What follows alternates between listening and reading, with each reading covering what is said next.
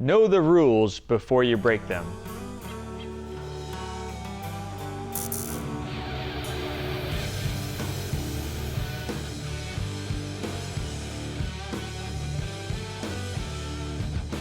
All right, welcome back to Photography After Hours. Cheers. Cheers. So we are here and we are sponsored by PAC. Yes, they do all kinds of cool stuff. They do. I don't know what, but some kind of stuff. Magical nights photographing the Phoenix skyline.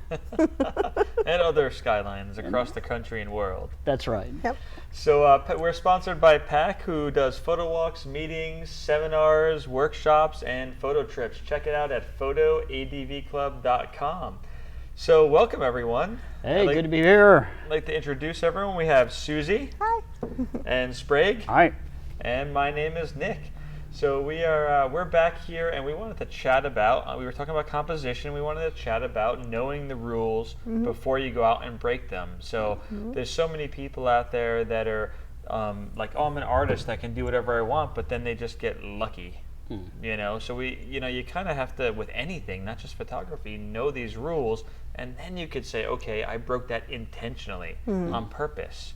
Well, in several of our previous episodes, we refer to the rules, or we refer to one or more, elements of rules, but I don't think we've actually really talked about what the rules are. Yeah. And it's a loosely defined set of guidelines that we think of in terms of photography, but really they apply to art in general. They apply to all kinds of just visual art, whether it's painting, painted portrait, that kind of thing.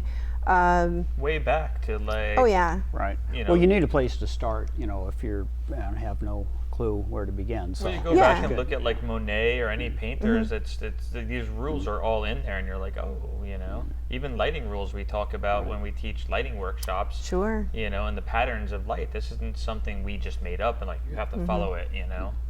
Sure, So- angles of light and things like that, which get into a little bit more than I think we're prepared to discuss today. Yeah. But so these are high-level rules that are good beginner guidelines to enhance your photos and make them a little bit more visually appealing.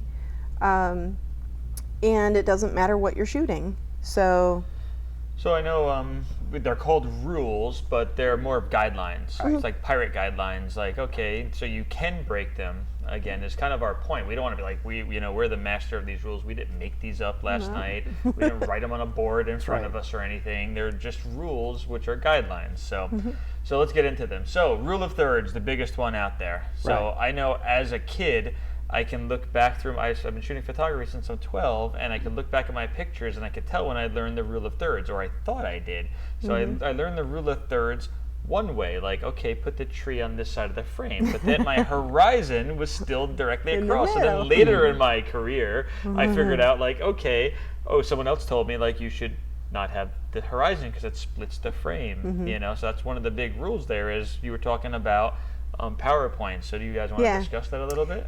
I think it's funny just talking about the rule of thirds. It brings back a couple of memories of trying to help people out just taking photos, and I had people behind me one time commenting. I think I was at a golf tournament and they were trying to take a picture with their phone, and one person was giving another person advice on the tic-tac-toe and using the tic-tac-toe, and that the square in the middle is to help you so that you always get, you always put things right in the middle of the square.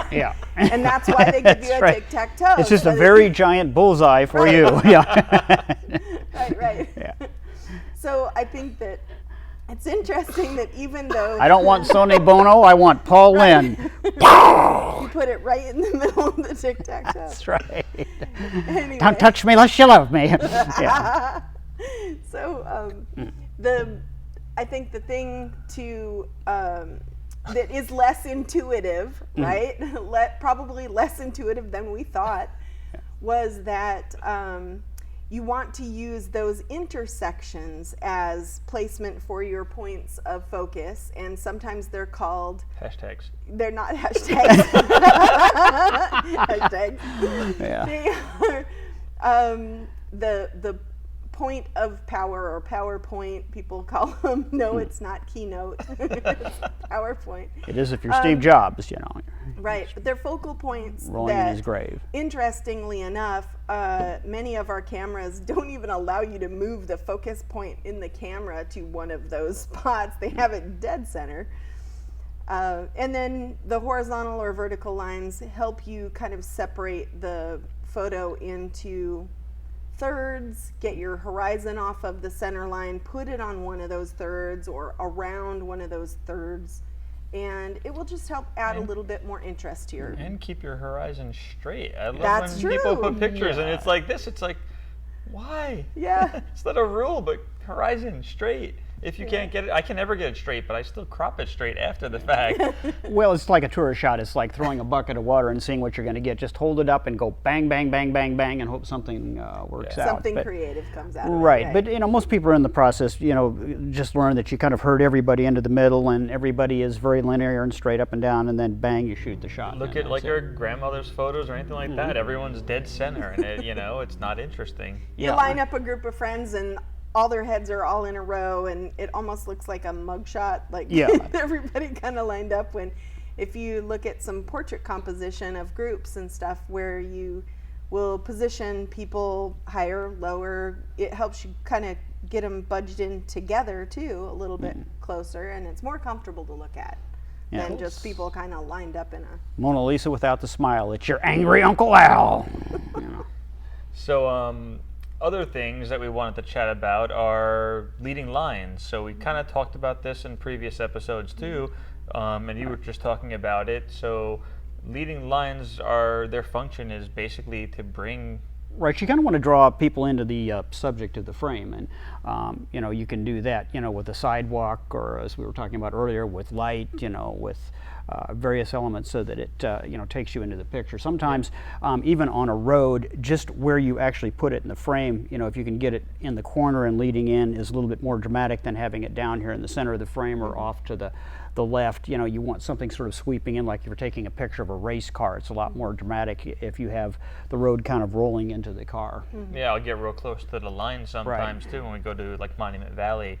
Put the line right up in front of the camera, and that leads you down the road, and your eye kind of just gets drawn. You go into the photo. Yeah. Yeah.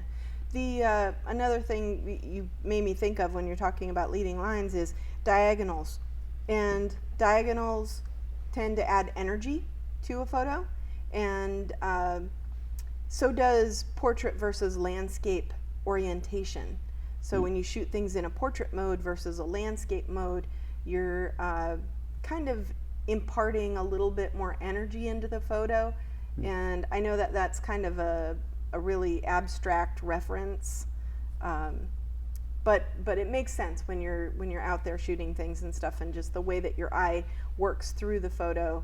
And we all look at landscape photos of real landscapes, and we're looking for something that is relaxing and peaceful and calm and serene, usually, right? But if you are shooting a storm and you turn it portrait mode and it's lightning and that kind of stuff, there's a lot of energy coming through in a composition that has a lot of verticals or some diagonals in it. And so anyway, those are some of the lesser obvious rules, I guess. So tell us a little bit about negative space and how that can enhance or take away from the image. Negative space is, I'll use Apple for example. When Apple does ads for their products, they're very famous for having it on a white background, that kind of thing, and you're really kind of featuring the product. You're not putting it in a setting, so to speak.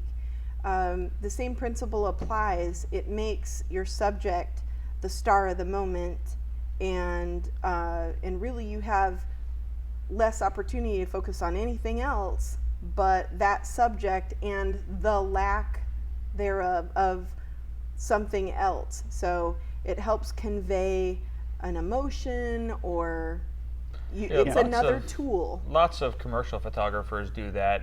If you look at menus, stuff like that, there needs to be room for text and other stuff Sure. on there. So you'll see that negative space there. It's taken like that intentionally. There's ice cream here, and then there's all the rest of the stuff. But there's a table that the ice cream stand is sitting on. So you have the ice cream, big table, and then that gives the advertiser room to put stuff That's on there. true, too. So Well, and the other thing is if you're taking pictures of people and sometimes you're using just a brick background, or maybe even if you have a landscape background, that sometimes having the person on one side with a vast amount of space that they're looking out into can be a lot more dramatic than just having them in the center or tightly cropped. Yeah. Gives you something to kind of look around in. And same thing, on a landscape, if you've got somebody up close and then just this vastness beyond them, it kind of gives a sense of isolation or loneliness or whatever it is that you're trying to project sometimes by that's a good negative example space. of the emotion, that element of emotion that you can put into and convey through a photograph. Right. well, and you were saying earlier on that same note that birds or animals or people, looking towards the edge of the frame isn't always desirable as well. Like, it kind of creates tension, like you said. Like, so if something's looking out of the frame, really close to the edge, it's kind of odd as opposed to looking into it. Right. Yeah. So Well, and sometimes that works in a street scene too. If you've just got kind of an odd-looking guy with sunglasses and something like that, and you don't really know what he's up to, and sometimes when he's just kind of close to one edge and looking out of the frame, it kind of gives you that sense of tension, because it's like, what is he looking makes- at? What's yeah, he it going to makes do? you wonder. Yeah. yeah, he's probably stealing something. Yeah. Got But his as a sunglasses general- on. Usually my camera, and it's like, just his to dudes clarify- are coming up behind me, and To clarify, though, the general rule of thumb is to always have your subject, whether it's a person or an animal, facing into the frame, Yeah. where there is some room. And particularly with animals, you want to give them room to move or to run, so to speak, if they were to kind of take flight or take off. You want your viewer to think in terms of that animal in its habitat or moving through the scene, and you don't want to just trap them all the way in. Unless you're a And trapper. again, yeah, if you're a trapper, right? If you are cropping way in to get a close-up picture of them, and that's something else entirely, which is filling your frame with your subject, Yeah. and really getting in super, super tight. And then you don't want to worry so much about trying to keep all their wings and and everything, and you're trying to get in and get a look on their face or that kind of thing, whether it's an animal or a person. Yeah, Lisa But does that it's a lot with the another- bears. You Yeah. just have the bear and it's just all bear. yeah. Yeah, Yeah, no. you can see it's like the texture of its fur, And blood on its teeth. the sunlight, the sunlight catch lights in its eyes, Yeah. stuff like that. It's amazing because you just don't ever get that close in person. No, She you has need that really expensive gigantic lenses. lens. Yeah. Yeah. Or tight cropping. Never underestimate the value of a tight crop That's and a lot of true. megapixels. That's true. So, getting on to balancing your frames and symmetry, how do those work into the different rules? Well, sometimes, you'll have something, the picture will actually look lopsided. You'll just have, I don't know, a picture of a car or a person or something like that, and there just isn't really anything over here that it's really running into. Or you might have a bunch of disparate elements in a picture, and they seem to be overweighted on one side or the other. And so a lot of it is maybe bringing something forward or just getting some sort of a sense of balance to it, so that the whole picture has a better sense to it, I guess. But I look at photos sometimes and I decide how to crop them based on what way am I leaning. Yeah. Like, Yeah, you do. You just physically are kind of turning, or yeah, tipped am I and- tipping my head to try to make it more comfortable to look at? Am I trying to see around a corner? yeah. That kind of thing. And so sometimes I actually pay attention to my own body language, and I'm like, okay, yeah, I need to straighten that. Even though I know the horizon was, this was straight, all my trees are leaning slightly, so it would be more comfortable if I crop it a little differently. Right. Yeah, I mean, sometimes, somebody had put up a picture on the site where they were shooting underneath a pier, and they thought that, that because of the way it was taken, some of them were bowed a little bit, and it kind of didn't really work with the composition. But, you looked at how rustic the wood was and how none of the pillars were really all that straight up and down anyway, and it tended to work for it. But then if you're shooting a building or something that does have straight lines, then you need something that kind of, gives some symmetry to it, just the way it's balanced in the picture. Yeah, symmetry is really strong with architectural elements, and we like to see things with patterns. We are drawn to and we find that those types of things visually appealing. Patterns, repeating patterns, subway tiles, or repeating layers of leaves of a plant or petals of a flower, things like that. And interestingly enough, what we find even more compelling about patterns, just typically speaking, is when a pattern actually is broken.